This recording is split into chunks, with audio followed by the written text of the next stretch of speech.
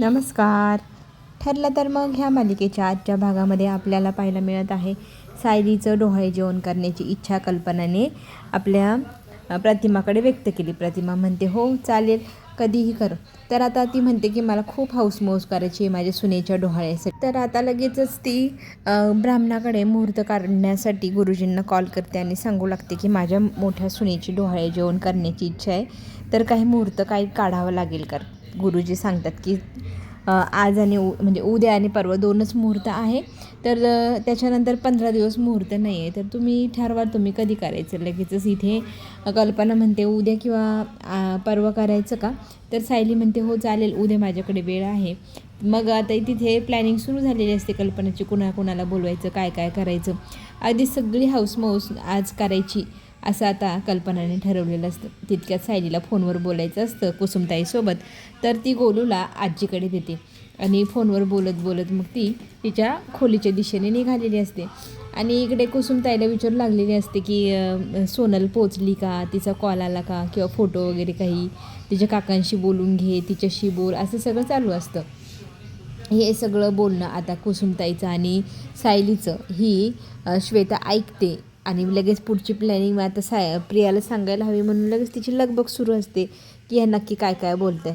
आता गोलू इथे खेळण्यासाठी ना फार वेळ असतो, तो ना खाली बसतो आणि कल्पना आणि प्रतिमा गप्पांमध्ये इतक्या रंगलेल्या असतात की त्यांचं अजिबातच ध्यान नसतं की गोलू काय करतोय आणि काय नाही. इकडे मात्र सायली म्हणत असते की तू कॉल करतेस का मी करू सोनलच्या काकांना. तर इथे कुसुमताई म्हणते तू कशाला त्रास करून घेते, मी कॉल करून विचारते ते कसे आहे, कुठे आहे, मग मी बोलून तुला कळवते. मग त्या दोघींमधलं बोलणं चालू असतं. सायलीच्या पाठीमागनं गोलू कधी दाराच्या दिशेने गेला सायलीला कळलेलं पण नसतं. सायली कॉलमध्येच व्यस्त असते. खरं तर सायलीला फार काळजी आहे आश्रमाची किंवा त्या मुलींची. ती मुलगी गेली खरी, पण तिकडे तिला करमत असेल का, ती जेवली असेल का, तिच्या मैत्रिणी जेवल्यात का, या सगळ्या गोष्टींवरती चर्चा चालू असते. आता इथे प्रतिमाचं लक्ष जातं, गोलू कुठेही दिसत नाही आहे आणि दाराच्या फडीमध्ये आपल्या गोलूचा हात तिला दिसतो. मग ती म्हणते कुठे गेल्या गोलू बघ. तर त्यांचं लक्ष जातं दाराच्या दिशेने, सगळेजण धावत सुटतात आणि गोलू दाराजवळ जाऊन उभा राहतो. तर इथे सायली मागे वळून पाहते, तर गोलू दाराकडे पाहिल्यावरती फार घाबरते. आता दुसरीकडे आपण पाहू शकतो की प्रिया आणि नागराज हे श्वेतासोबत फोनवरती बोलत असतात. श्वेताने लगेच तातडीने सांगितलेलं आहे की सायलीला काहीतरी पुरावे हवेत की सोनल पोचली की नाही, ती कुठे आहे, कशी आहे, तर ती त्याच्यासाठी आता फोन करणार आहे, तर तुम्ही तयारीत राहा. तर आता पुढचा प्लॅन काय आहे असं विचारल्यावरती मग प्रिया तिला प्लॅन पुढचं सांगू लागते की त्या मुलींची फोटो आणि मोबाईलवरती कॉल वगैरे करून बोलणं वगैरे घडवून देते मी त्यांचं, तुम्ही काळजी करू नको. तर प्रियाने इथे तिला सांगितले की तू एकदम व्यवस्थित बारकाईने लक्ष ठेव, अजून काही माहिती लागल्यास आणि काही गडबड झालं तर आम्हाला तातडीने फोन करून कळवत जा. तर श्वेता म्हणते काही काळजी करू नको, उत्तमभूत सगळी माहिती तुमच्यापर्यंत मी व्यवस्थित पोचवेल. आता इथे प्रिया म्हणते की त्या सचिनला सांग पुढचा काय प्लॅन आहे, त्या माणसाला फोटो पाठवायला सांगा, लेटर पाठवायला सांगा की ती मुलगी व्यवस्थित पोचली तिच्या आईबाबांकडे, त्यांचे फोटोज, असे सगळे पुरावे द्या त्या सायलीला आणि त्या आश्रमातल्या लोकांना. इकडे गोलूला सगळेजण घाई गडबडीत घ्यायला जातात आणि गोलूला आपली सायली उचलते. तितक्यात ना अस्मिता येते. आता अस्मिता तावच तोडायला लागते, सगळ्यांवरती चिडलेली असते की माझा मुलगा इथे दारापर्यंत आला, त्याचा हात फटीत होता, मी पाहिलं माझ्या डोळ्यांनी, तुम्हाला अजिबात सांभाळता येत नाही बाळाला, तर तुम्ही एक न्याणी आपण ठेवूया त्याला सांभाळायला. तर तयार पण होत नाही. मला खरंच काही कळत नाही कोणाच्या हवाली माझा मुलगा ठेवावा मी. तर आता इथे कल्पना म्हणत असते की असं काय करतेस, एकदाच तर चूक झाली आहे. सायली पण माफी मागू लागते की माझं पण लक्ष नव्हतं फोनवर बोलण्याच्या ह्याच्यात, तर सॉरी बरं का असं. पण तिचं म्हणणं असतं का हे सॉरी वगैरे सगळं बाजूला ठेवा, माझ्या बाळाला सांभाळण्यासाठी एक सेपरेट बाई आपण कामावरती ठेवूया, त्या सगळ्या गोष्टीला तुम्ही विरोध का करता. कल्पनाला ही गोष्ट पटत नसते, पण प्रतिमा म्हणते की नाही ठेवायलाच हवी आणि थोडंसं भार पण लागेल तिचा. तर आता इथे अश्विन प्रियाला म्हणतो की तू चिडचिड कमी कर, ठेवूया आपण बाळाला सांभाळायला एखादी व्यक्ती. आश्रमामध्ये आपल्याला पाहायला मिळत आहे की कुसुमताईला एक लेटर आलेलं असतं. कुसुमताई ते लेटर काढते, खोलते आणि त्यातनं सोनलचे आईवडिलांचे फोटो, तिचे फोटो, त्यांची झालेली भेट आणि काही लेटरमध्ये काही गोष्टी पण आहे की तिथे गेल्यावर काय काय घडलं, काय काय नाही, आता सोनल व्यवस्थित तिच्या आईवडिलांकडे पोचली ही गोष्ट समजल्यानंतर सगळ्यांना समाधान वाटलं. फोटो पाहून सगळ्यांना बरं वाटलं की किती छान तिचे आईवडील तिला मिळाले. तर इथे लगेचच फोटो काढून कुसुमताई आपल्या सायलीला ते सगळं सेंड करू लागते. सायली मात्र आज विचारात पडली. अस्मिता तिच्यावर रागवलेली आहे, अस्मिता चिडली होती आणि हे सगळं घडलं तेव्हा खरं तर आपण बाळाकडे लक्ष ठेवू शकलो नाही, आपल्यामुळंच हे सगळं घडलं ही खंत पण तिला वाटत आहे. तितक्यात कॉल येतो, आपल्या मेसेज येतो कल्पना आपल्या कुसुमताईचा. तर तो मेसेज पाहिल्यावर तिला समाधान वाटतं की बाळ आपलं सोनल एकदम व्यवस्थित ठिकाणी पोचली, तिच्या आईबाबांना ती भेटली. समाधानही तिला या गोष्टीचं वाटतं. आणि हे सगळं काय अर्जुन बघत असतो की तू आज फार चिंतेत आहे किंवा काय झालं तू एवढी टेन्शनमध्ये आहे. तर ती सांगू लागते की तुम्हाला काय सांगू आज काय काय घडले. तर तो म्हणतो सांग तर खरी. मग ती सांगू लागते की अरे आज काय झालं की माझं बाळाकडे लक्ष नव्हतं. बाळ मग खेळत खेळत रांगत दारापर्यंत पोचलं, त्याचं बोट गेलं असतं दाराच्या फटीमध्ये तर काय झालं असतं. तर इथे अस्मिता फार चिडलेली आहे. आता बाळाला सांभाळायला एखादी व्यक्ती ठेवायला हवी असं म्हणत ती हट्ट पेटली. माझ्यामुळेच हे सगळं झालं. तर इथे तिची समजूत आपला अर्जुन काढतो की असा विचार करू नको, तू खरंच खूप चांगली व्यक्ती, तू सगळ्यांचा किती विचार करतेस आणि तू खूप चांगली आहे म्हणून तर आपल्या बाळाला पण तू छान सांभाळू शकते, यात काही शंकाच नाही. आता इथे आपल्या बायकोची समजूत अर्जुनने छान काढल्यामुळे तिलाही छान वाटतं. तर आता आश्रमामध्ये आपण पाहू शकतो की ही जी श्वेता आहे तर ती सगळ्या मुलींचे फोटो तिच्या फोनमध्ये कॅप्चर करते आणि ते पाठवते इथे प्रियाकडे. आणि खरं तर एका मुलीचा फोटो पाठवते की ही मुलगी तर आश्रमात तुझं फार राग करते, तिचं नाव सायली आणि ती सायली तुझा खूप राग करते, अजूनही तुझं नाव काढलं की ती तुला शिव्या घालते असं म्हणत तिचा लवकरच कार्यक्रम उडवून टाक, ती फार बडबड करते, तुझा तिरस्कार करते, असं सगळं काही श्वेता ही सांगते आपल्या प्रियाला. प्रिया आता हे सगळे फोटो पाहते आणि मग नागराज म्हणतो की काय ह्या मुलींचं. सगळ्यात पहिले मला तरी वाटतं ही छोटीशी मुलगी नाही हिलाच आपण काढावं बाहेर. तर इथे ट्रम्प कार्ड म्हणून तिला बाजूला ठेवलेलं आहे प्रियाने. आता सायलीचा तिरस्कार म्हणजे त्या सायलीचा बाजूने बोलणारी ती आहे ना, तिचा कार्यक्रम करायचा असं आता इथे ठरवलेलं आहे प्रियाने. आश्रमातल्या मुलींना एक एक करत घाळ करायचं. आश्रमात रोज नवनवीन ॲडमिशन येऊ लागले, रोज नवनव्या चेहरे दिसू लागले, मुली भरपूर वाढल्या आहे आश्रमामध्ये.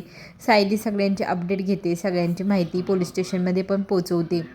तर आता आपण पाहू शकतो की श्वेता ही ताईचं म्हणजे सायली ताईचं सेवा करण्याचं ॲक्टिंग करत तिच्या जवळ जाऊन बसते. तिला म्हणू लागते की ताई तुला मी काय मदत करू, तू सांग ना. मी तुला म्हणाले होते की या घरी मी आल्यानंतर मला ना जॉब पण हवा आहे, मी जॉब जर केला तर ह्या आश्रमाला मदत पण होऊ शकते ना, मला माझ्या पायावर उभं राहायचं आहे असं म्हणत श्वेता काम मागू लागलेली आहे. तर आता इथे आपल्या सायलीला आठवतो की आपल्या घरात काल काय काय घडलं, बाळाला सांभाळण्यासाठी एका व्यक्तीची गरज आहे, तर आपण इलाच जर आपल्या घरी ठेवलं तर किती छान आणि दोन्हीकडे तिचं एकदम व्यवस्थित लक्षही राहील आणि अविश्वासातली पण आहे. आता ही गोष्ट ती तिला श्वेताला सांगते की तू माझ्या घरी माझ्या नंदीचं बाळ सांभाळायला येशील का. तर ती लगेच हो म्हणते. अगदी जुनं भांडे करायला पाठवलं तरी मी करेल का असं म्हणत श्वेता काम मागू लागते आणि आपल्या सायलीने भोळ्यापणात तिला हे कामही दिलेलं आहे. खरं तर श्वेता म्हणू लागते की ही सायली फारच मूर्ख आहे, तिला ना कोणाची पण कीव येते, दया येते, कुणाच्याही बोलण्यामध्ये अडकते. आज तिच्या बोलण्यात ती अडकलेली आहे आणि तिला काम देण्यासाठी ती आता तिच्या घरी घेऊन जायला म्हणते आणि 2-3 दिवसाचे कपडे पण पॅक करून घे, आमच्यासोबत तुला मी आज घेऊन जाते माझ्या घरी. खरं तर आज डोहाळे जेवण पण आहे, त्याचं आमंत्रण मधुभाऊ यांना आई देणार आहे, तर तू आता माझ्यासोबत डोहाळे जेवणाची तयारी करायला पण येऊ शकतेस, खरंच तुझी खूप मदत होईल असं म्हणत सायली आता तिला पॅक करायला पाठवते.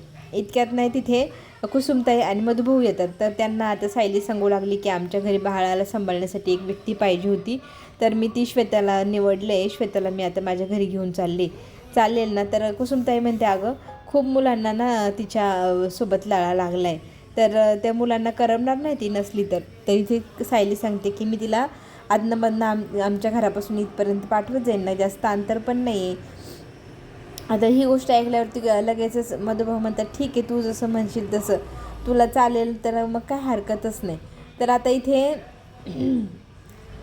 श्वेताला घेऊन सायली जाणार हे ठरलं आहे. कुसुमताई पण म्हणते की इथं मुलांना करमलं नाही तर लगेच तिला पाठवून पण देत जा, कारण तिचा लाळा भरपूर मुलांना लागला आहे. तर इथे सायली म्हणते हो, दिवसातून थोडा वेळ ती इकडे राहील, थोडा वेळ तिकडे राहील. तितक्यात लहान मुलं येतात आणि म्हणतात की सगळ्या गर्ल्स चालल्या आहे सहलीला आणि आम्ही बॉईज इथे काय करायचं. तर आता कुसुमताई म्हणते काय सहलीला विणकाम शिकण्यासाठी ह्या मुलींची नावं ज्या संस्थेत टाकले त्या संस्थेकडनं इथे आपली कराडला सहल जाणार आहे 1 दिवसाच्या मुक्कामासाठी. मुली म्हणतात कुसुमताईला, तर कुसुमताईंनी आधी हो बोललं होतं त्याच्यामुळेच तर ही सहलीची प्लॅनिंग झाली आहे. तर कुसुमताई म्हणते मी फक्त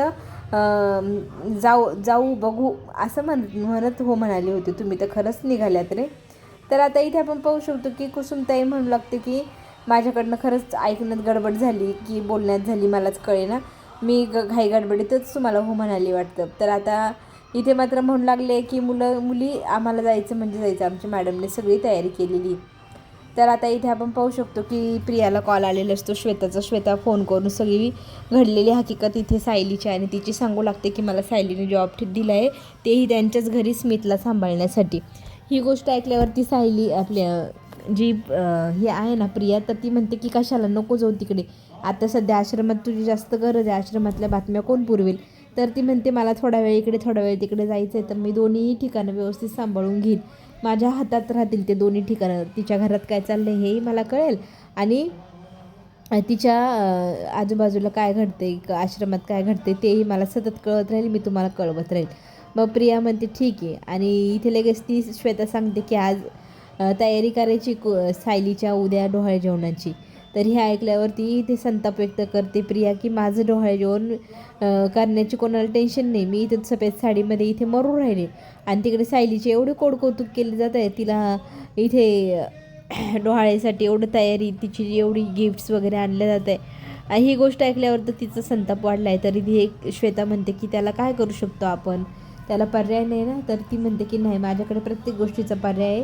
प्रिया आता ठरवते की गिफ्ट द्यायचं सायलीला. तर इकडे आपण हेही पाहू शकतो की सायली मुलींशी बोलत असते की तुम्हाला मी पाठवते पण जास्त दंगामस्ती करायची नाही, वेळेत घरी यायचं, सगळ्यांनी एकमेकांसाठी लक्ष देऊन काम करायचं, एकमेकींना कुठे सोडायचं नाही. सायली ताईला सगळेजण प्रॉमिस देतात की आम्ही कुठेही एकमेकींना सोडून जाणार नाही, सतत सोबतच राहू आणि तू आमची काळजी करू नको. सायलीने खरं तर आता परवानगी दिलेली आहे मुलांना आश्रमाच्या बाहेर सहलीला जाण्यासाठी आणि ह्या मुली फार उत्साही आहे सहलीला जाण्यासाठी, हेही आपण पाहू शकतो. आता यापुढे आपल्याला हे पाहायला मिळेल की श्वेता लगेचच कॉल करून ही बातमी लगेच प्रियाला देऊ लागते की असं असं झालं आहे आणि ह्या मुली निघत आहे घरातनं आश्रमातून सहलीसाठी. तर सहलीला गेल्यानंतर पुढे काय करायचं तू पाहून घे. आता सहलीला गेलेली ह्या मुलींची माहिती डिटेल सगळं काही प्रियाच्या कॉलवर आलेलं असतं. प्रिया लगेच ती सगळी बातमी सचिनला देते आणि सचिनला सांगते की लवकरात लवकर ह्या मुलींचा काहीतरी बंदोबस्त कर आणि ह्या मुली लवकरात लवकर गायबही झाल्या पाहिजे. खरं तर आता सायलीला गिफ्ट हेच असणार आहे की तिच्या डोहाळे जेवणाच्या दिवशी तिच्यावर खूप मोठा आरोप येणार, ती जेलमध्ये येणार. चला तर मग पुढे जे काही ट्विस्ट येणार ते काही सगळे पाहण्यासाठी आपण पुन्हा भेटूया. चॅनलला लाईक करा, सबस्क्राईब करा. आता घेऊ छोटीशी विश्रांती. धन्यवाद.